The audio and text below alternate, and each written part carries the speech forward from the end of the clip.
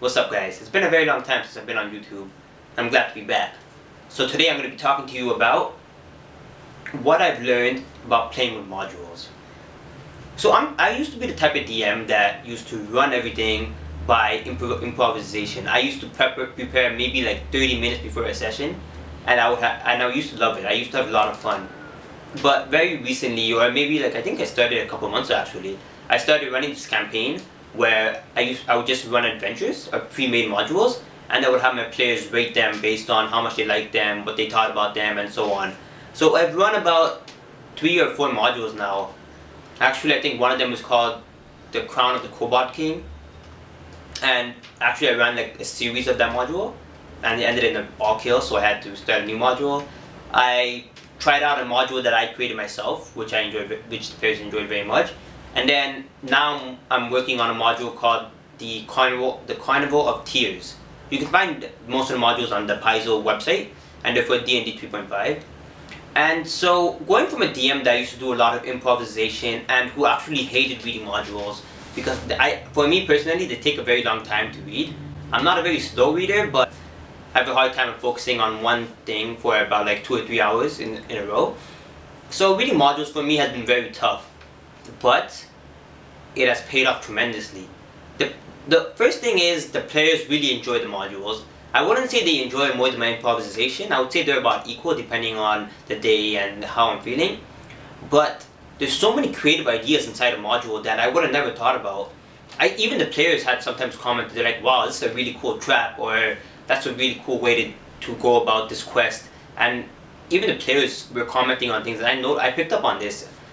And it's very different from running an improvisation. Everything is professionally made, so you know they're being paid for this.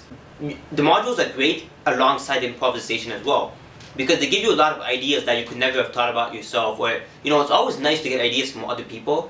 Everyone thinks differently, so sometimes if someone thinks about a trap that's completely different from what you would have thought, you can put it in your campaign, and it makes your campaign feel so different and alive. It's pretty great. It's pretty awesome.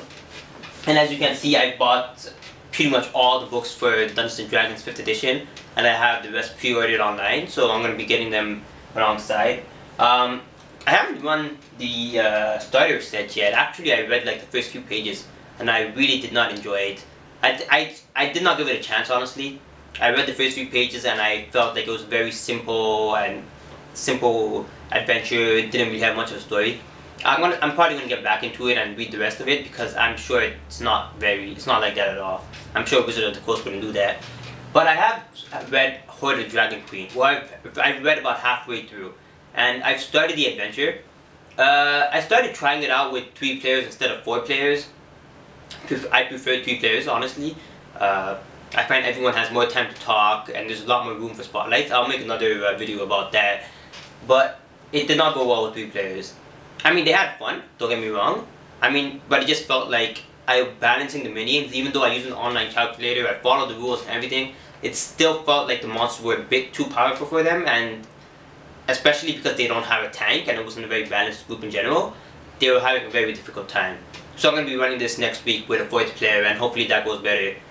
So for the adventure, I can't say that it's the best out of the ones that I've run so far. I've run a lot of D&D 3.5 adventures, and I would say they're very interesting and very fun.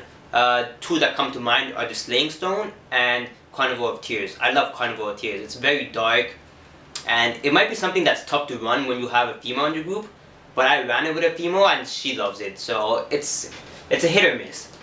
But back to Horde of Dragon Queen. I'm really excited about the fact that there are dragons for its low levels. Even my players mentioned, like, usually when you have lower level adventures, it's very rare that you see dragons or dragon eggs or anything about dragons in a low level adventure.